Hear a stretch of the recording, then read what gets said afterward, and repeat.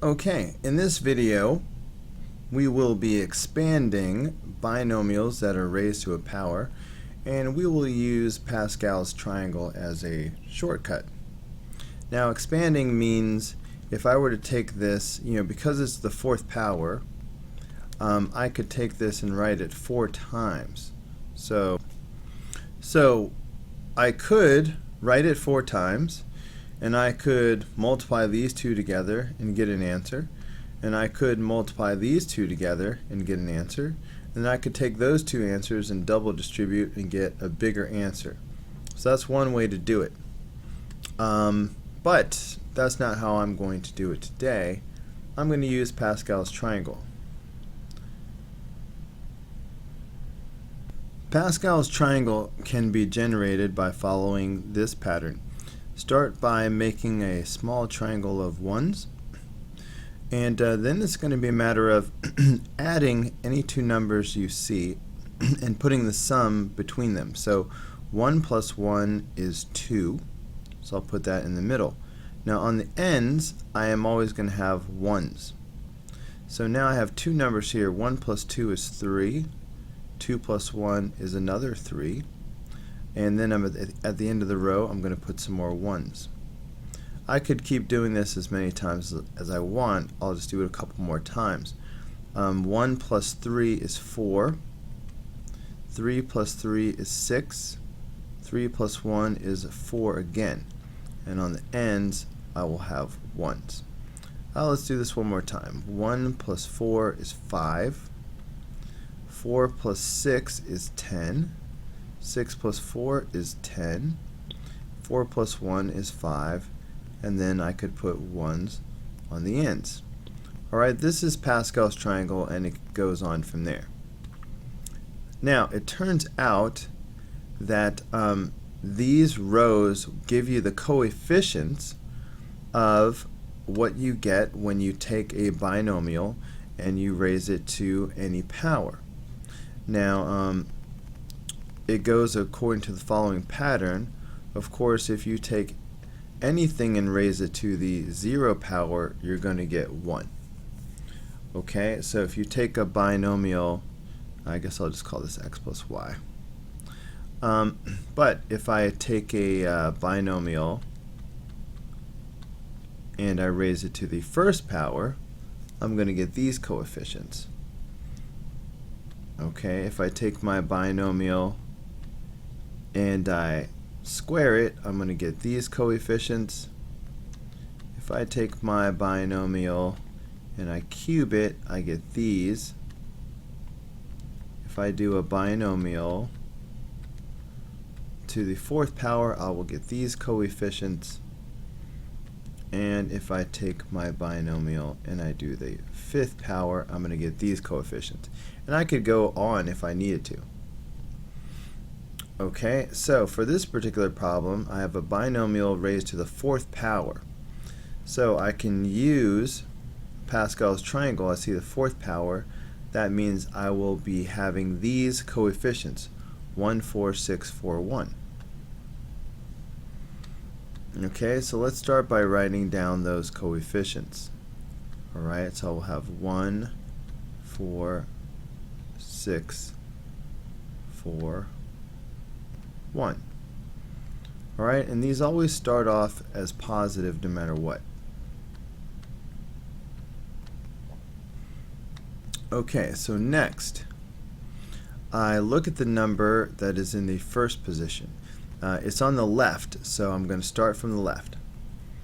I'm going to start with that variable or number, and I'm going to start with the power to which I'm raising the binomial. So I will have b to the fourth power, and then I will go in descending exponent order with it. So I have b to the fourth power, and then I'll have b to the third power, and then b squared, and then just b. And then, then this would be b to the 0 power, which I don't write down. So no b's here. Okay, now I'm going to do the other term. The term on the right starts off on the right. Alright, so I'm going to have 4a, and again I'm going to start off with the fourth power. And I'm still going to do decreasing exponents as I go, but I'm going from right to left. So I have 4a to the fourth power, and then I'm going to have 4a to the third power, 4a squared,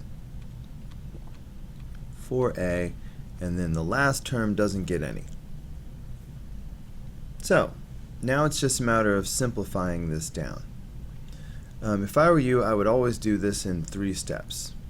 The setup, the exponents, and then the multiplication. So I've done the setup so far. On this next step, I'm just going to do any powers that I need to do. Everything else is going to remain the same. In fact, if I were you, I would go through and copy down your initial coefficients. See the things I have in blue here? I'm just going to bring those down unchanged. Alright, this helps people avoid mistakes. Alright, those original coefficients, it's not time to do anything with them. Okay, now let's look at the pink part. Alright, these are just variables and powers. So I can't really do anything with them in terms of exponents. So I'm just going to copy them down too.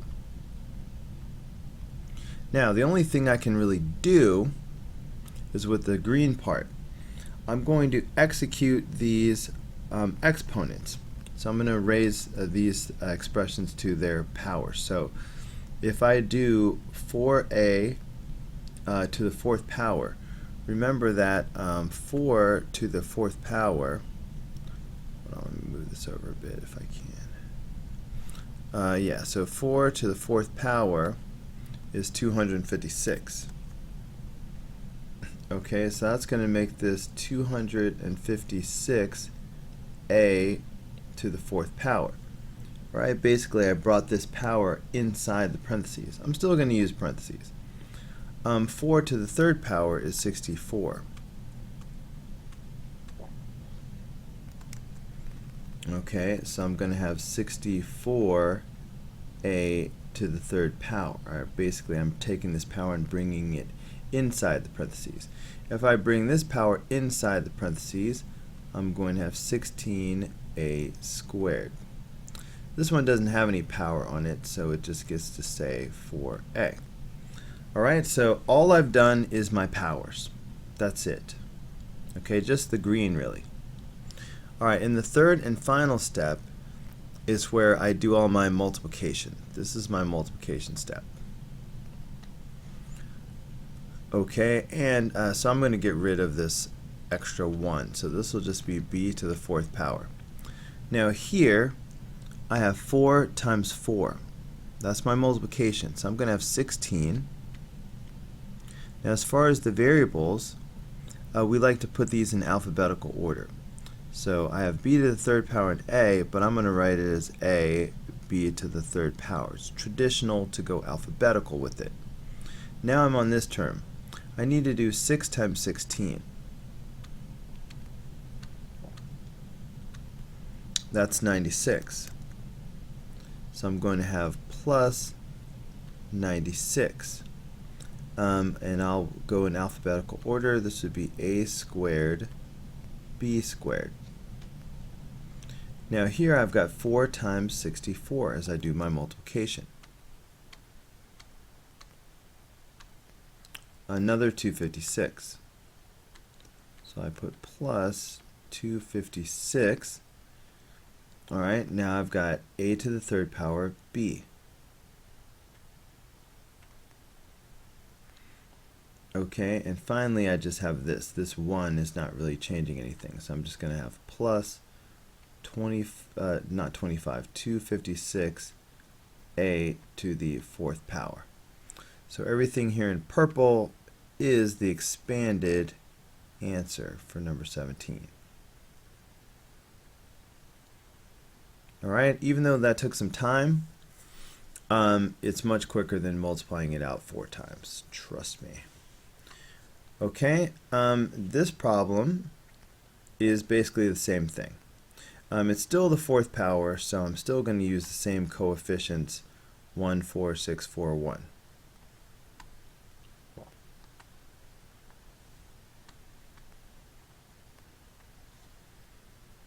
Okay, so 1, 4, 6, 4, 1.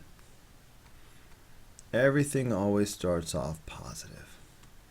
All right, just like a sunny new day, everything is positive. Okay, I'm going to start on the left with the x. So I'm going to start by putting it on the left. It starts off with the fourth power, and then it decreases as I go. Third power squared x nothing. Okay.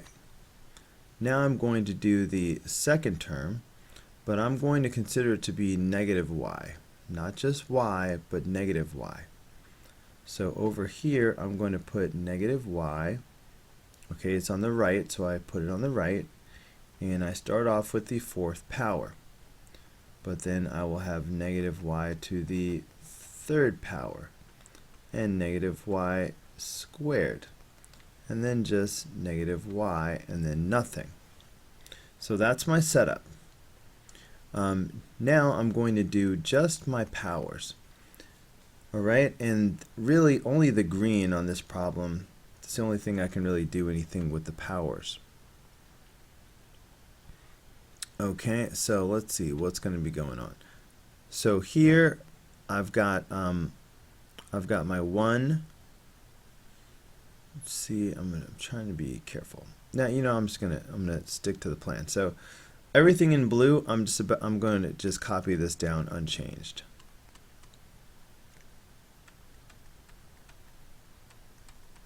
Okay, just copy it straight down. Don't change a thing. Really, same thing with the pink. There's nothing I can do with just a variable and a power, so I'm just going to leave this alone for now.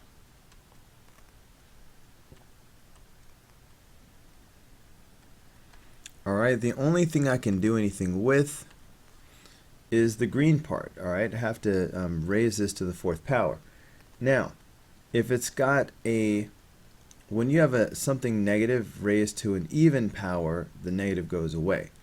If you have an odd power, the negative stays. So, even power, this negative is going to go away, and I'm just going to have y to the fourth power without the negative. Now, odd power, this negative is going to stay.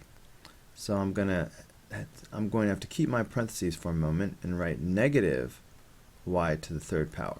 Alright, I'm still bringing the 3 inside the parentheses. See what I did there? But this negative is not going anywhere because a negative number raised to an odd power is still negative.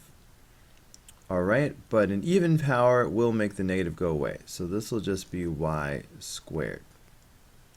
And there's nothing on this negative y, so it's just going to stay negative y. So notice that every other term has a negative. So for the multiplication step, that's going to show up. So here, 1x to the fourth power is really just x to the fourth power. But here, the multiplication is really 4 times negative 1.